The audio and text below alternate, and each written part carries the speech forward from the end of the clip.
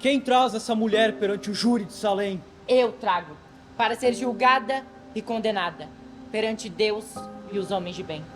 Quais acusações tem contra a ré? Essa criatura vil corrompeu a minha esposa. É responsável pela morte da minha filha e condenou a alma dela ao inferno. Vamos prosseguir com o julgamento. Seremos justos. E que Deus ilumine a nossa decisão. Luna, você está sendo condenada por bruxaria e assassinato, de compactuar com o diabo. O que tem a dizer em sua defesa? Eu sou inocente! Você é uma bruxa? Não, Vendeu a sua alma para o diabo? não, Você odiava a criança? não, Você queria matar a menina? não! Foram dias, noites, acusada, açoitada, passando sede, fome e frio. Jogaram água fria em mim, me deixaram sereno enquanto gritavam. Bruxa! Bruxa! Bruxa! Então eu não aguentei mais. Não sabia mais o que era verdade e o que era mentira. Não acreditava mais em minhas verdades. Então eu simplesmente desisti. Luna, sobre o crime de bruxaria, você se considera... Culpada. Eu sou culpada. Eu estive com o diabo e li em seu livro infernal. Nele estava escrito o nome de suas servas. Nele estava escrito o meu nome. Estava escrito o nome de Sara e o nome de outras mulheres que não me lembro. No começo do casamento, meu marido já me traía, né? Já começou a trair. E a gente se perdoava. E foi levando a vida assim. Muito nome me chamava, né? Debaixo do escalão, assim. Mulher que nem tu se acha no lixo. Disse era o melhor dos nomes ainda, né? E pedia meu dinheiro, que era tuas merecas quando eu ganhava pagamento. Mereca ele dizia, nem dinheiro, né? Eu trabalhava. Quando ele não trabalhava, eu ia trabalhar, né? Para ter o que comer.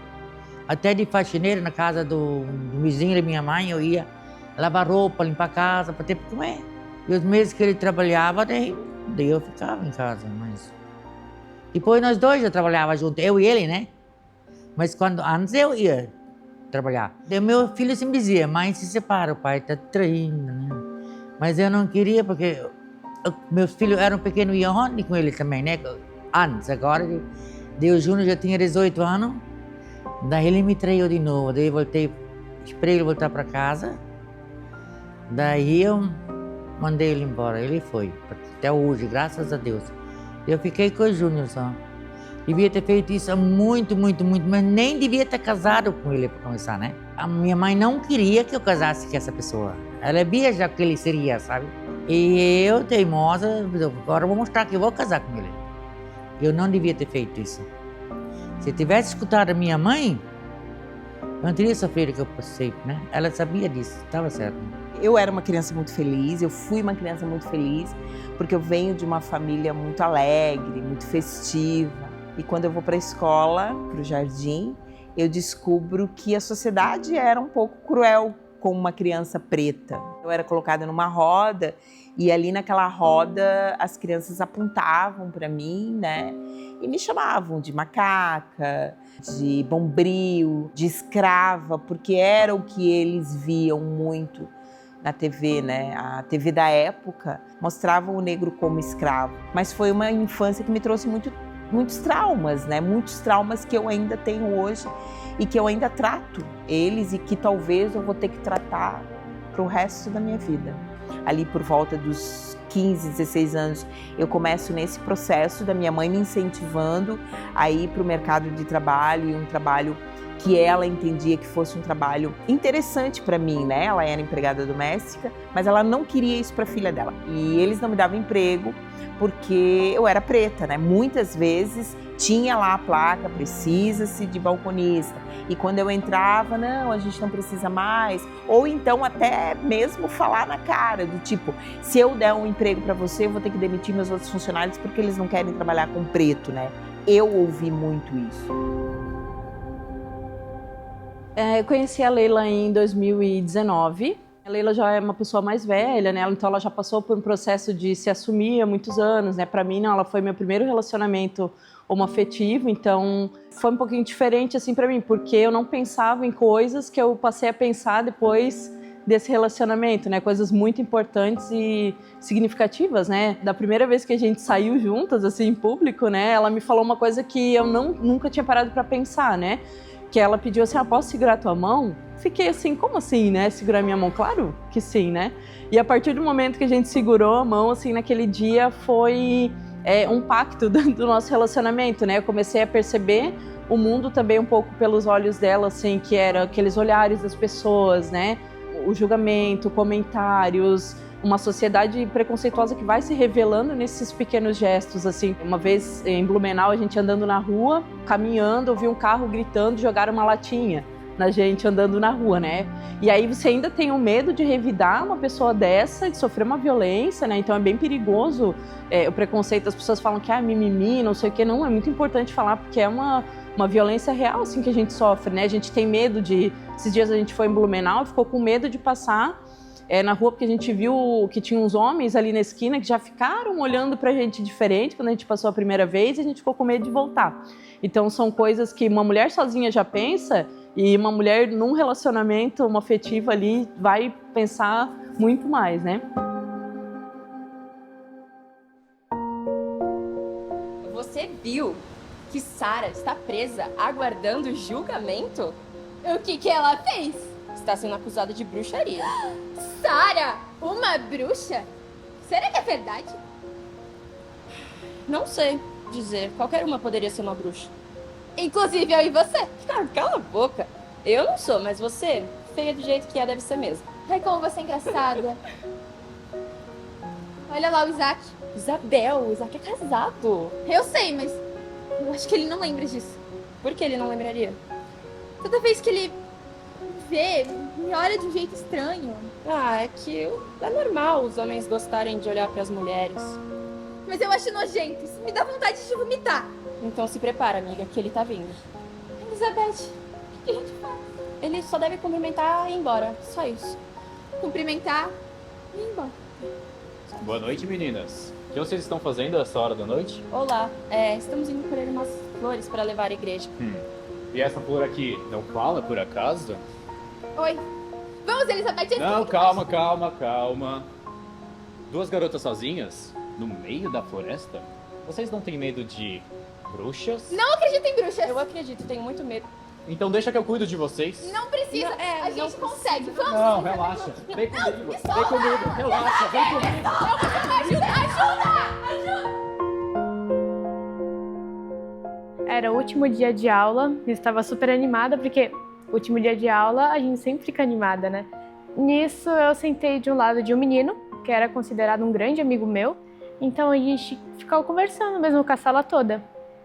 Nisso eu percebi que ele estava agindo meio estranho e, né, eu olhava assim para ele e estava com um olhar diferente, não era como um olhar de amigo, era um olhar meio diferente.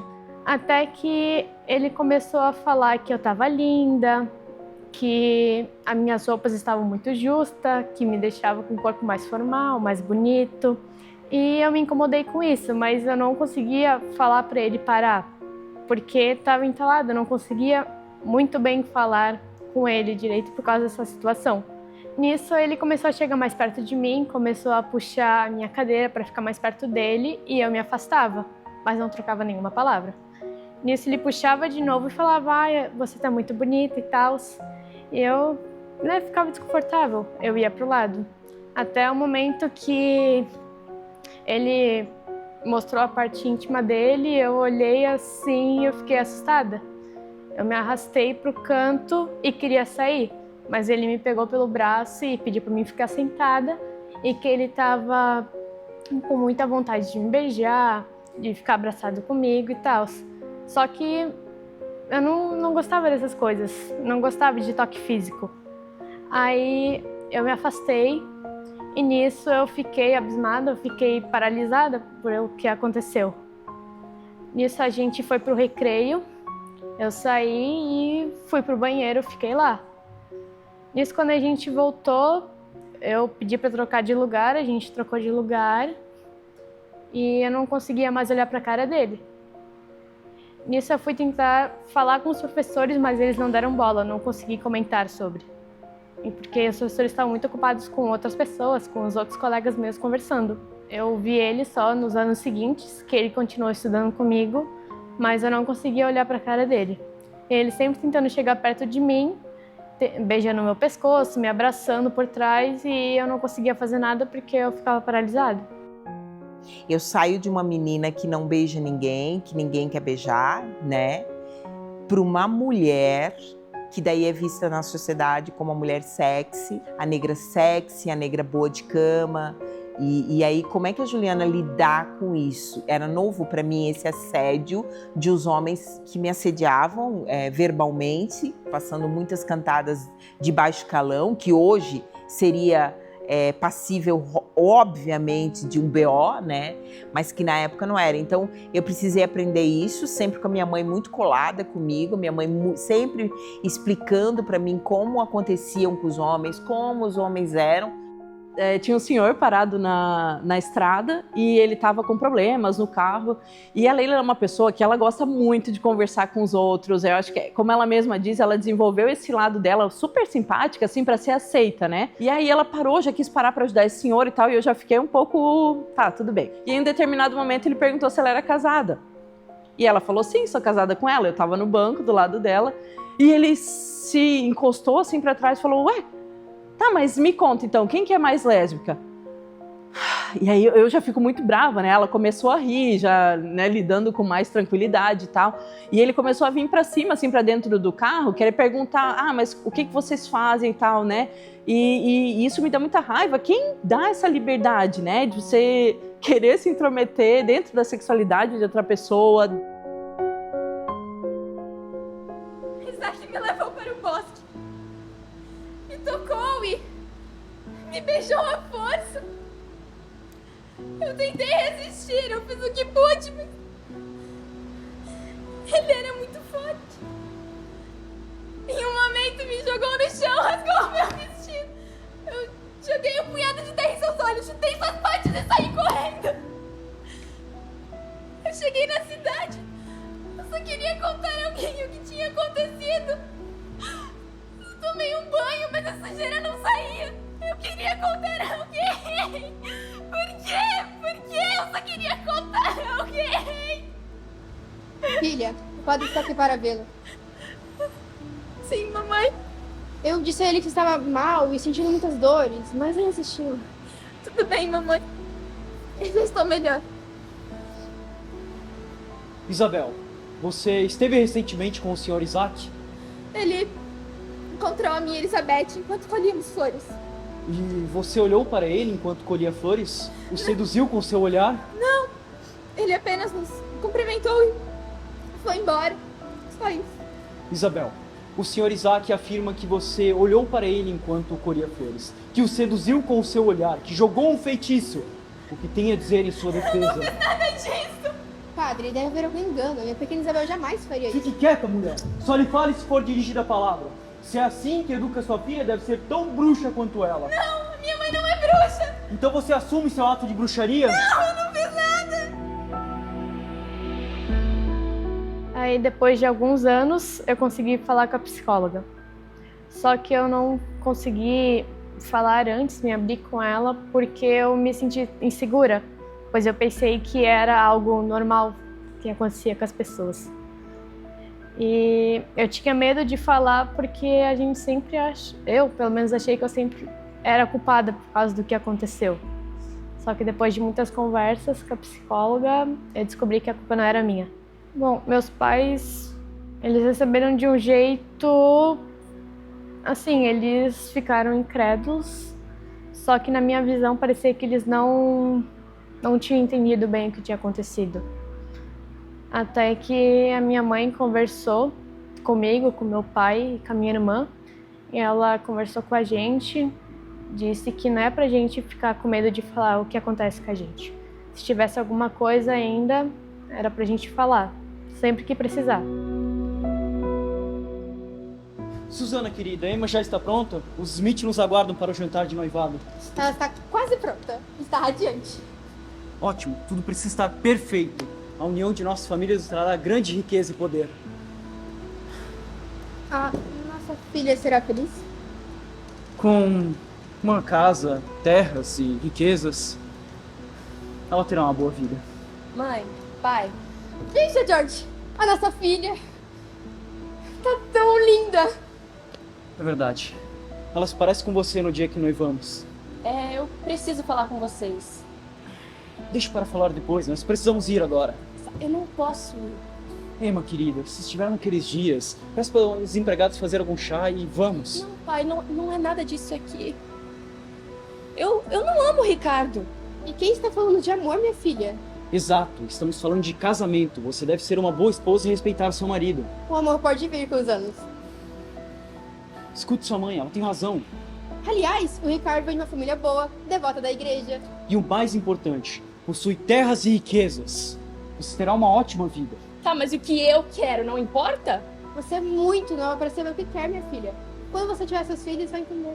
Eu não terei filhos. Não diga bobagens. As mulheres foram feitas para isso. Se não as tiver, será inútil. É isso que quer? Escute seu pai, filha. Você diz isso agora porque está nervosa. Mas quando você tiver o primeiro filho, tudo muda. Eu não vou me casar, eu não vou ter filhos. E se me obrigarem, eu mato a minha criança que estiver no meu ventre. Eu tive 3 filhos. Quem mais sofreu foi o Júnior, o último. Ele sofreu muito, muito, muito. Ele não pode chamar ele de pai, não tem como chamar. Ele sofreu um acidente de moto, o Júnior. O pai dele cobrou R$300 na época para levar ele pro médico, para fazer curativo. Isso é pai? Não, né? Depois que eu me separei, ele nunca pediu se o Júnior precisava de uma borracha ou um lápis de cor ou uma caneta, nunca. Quando eu chegava em alguns ambientes que tinham lá pessoas do meu convívio, diziam assim, o tempo fechou, vai dar trovoada. Era uma brincadeira que eu fazia e que as pessoas começaram, à minha volta, replicar, porque a Juliana deixa fazer. Porque a Juliana é a preta legal. Olha, a Juliana é muito preta legal, gente boa, ela faz piada com ela mesma, né? Quando nasce o João e as pessoas continuam replicando as piadas de negros comigo e com o João, aí eu pensei, opa, eu não quero que façam isso com meu filho. E aí eu comecei a cortar, eu comecei a dizer, olha, eu não quero mais que faça esse tipo de piada, olha, eu não gostei da piada. Muitas pessoas se afastaram, muitas, inúmeros amigos meus. Outros se afastaram, depois voltaram, e aí a gente conversou, e daí me entendeu. Enfim, então, eu acho que quando o João nasceu, começou a virar uma chave de trazer mais para a consciência o que realmente era aquilo, que aquilo era um preconceito e um racismo velado. Tem escolas que têm professores mais conservadores, assim, tem um perfil mais conservador e aí você tem que abafar totalmente, né? O que fala, até para ela vir me buscar, tem que ser, dependendo do lugar, assim, um pouco mais afastado, eu prefiro, né? Para que ninguém fique comentando ou falando, ou venha me perguntar depois de uma forma indiscreta, né? Tu nunca conseguiu ficar com um homem? Como assim, gente? Sabe? Já ouvi isso em escola, dentro de uma sala de planejamento quietinha na minha, sem fazer absolutamente nada, né? Algumas pessoas tu vê que elas não sabem tanto o peso do que elas estão falando e outras sabem muito bem, assim, e elas parecem que querem te colocar naquele lugar, assim, né? Já aconteceu também de conseguir uma entrevista em uma escola, na hora da entrevista, assim, eu não sei se eles viram a gente chegando juntas ou, né, se... dando tchauzinho ali na hora de entrar, né, no carro. Eu tenho quase certeza que alguém viu, foram muito hostis comigo na hora da entrevista. Então, não é porque a vaga tinha que ser minha, mas o tratamento foi bem diferente, né, do que eu soube, assim, de outras pessoas. Isso é chato, né? Emma, eu achei que você não vinha. Eu não deixaria de vir, eu precisava vir. Vem, sente aqui, você parece cansada. Eu corri. Fugi, na verdade. Fugiu? Fugiu de quê? De um animal? De uma pessoa? Fugi do meu casamento. Casamento? Como assim? O meu pai me arranjou um noivado com o Ricardo. Bem que eu achava que o Ricardo gostava de você. Mas eu não gosto dele. Então você gosta de outra pessoa? Meu coração não pertence a nenhum menino. Nossa, que fria! Não gosta de ninguém? Isso é triste, tá? Mas eu amo. Mas amar pai e mãe não conta. Vai dizer que você ama Jesus e vai virar freira. Talvez, mas não. Eu gosto de você. Gosta? Sim, aqui é tudo tão confuso. Calma. Eu também gosto de você.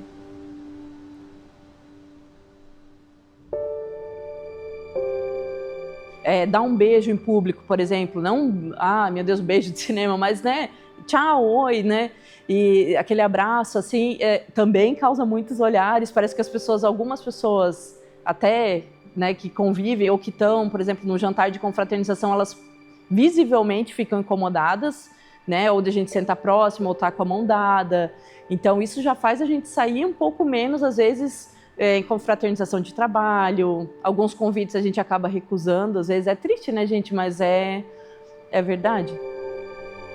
Filho, o que você tá fazendo? Mãe, eu posso explicar. Vocês não são bruxas? Venderam sua alma para o diabo? Não, mãe, não é nada disso. Não me chama de mãe! Você não é mais minha filha! Seu pai saberá dessa perversão! Vamos, Emma. Vamos fugir. Logo ouvimos os gritos de homens e mulheres.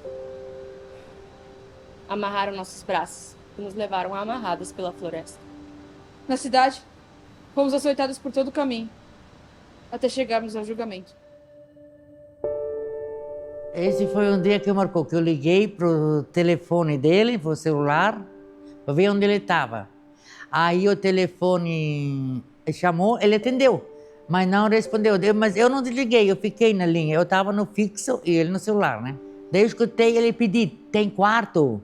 Aí 2 portas se fecharam e eu não escutei mais nada. Quando ele voltou da meia-noite e pouco, 1h da manhã era. Ali eu mandei ele embora, mas ele não foi só outro dia de manhã. Daí eu disse, se eu voltar para o serviço e você estiver em casa, eu não me responsabilizo por que vai acontecer. Então, quando eu voltei, ou eu mato ou eu morro. E quando eu voltei do serviço à tarde, ele não estava mais, até hoje. Naquela época de criança e adolescência, eu sempre era preta de tudo, a única preta. Então, eu não me enxergava muito como preta também. Só que quando eu fico jovem e um pouco mais velha, eu começo a descobrir que eu sou preta e eu começo a descobrir o que é o racismo. Aí as fichas começam a cair. E aí é um momento muito doloroso, né? As minhas amigas, elas não iriam entender o que eu estava passando. Eu podia falar para minha mãe que ia sofrer muito com o que eu estava passando, eu preferia esconder. Então foi um momento assim de dores muito solitário. Em 1693 aconteceu o último julgamento em Salem. Muitos inocentes foram mortos, em sua maioria mulheres, apenas por não seguirem as regras que lhes eram estabelecidas pela sociedade na época. No decorrer dos anos, muitos pedidos de desculpas foram declarados pelos ocorridos em Salem.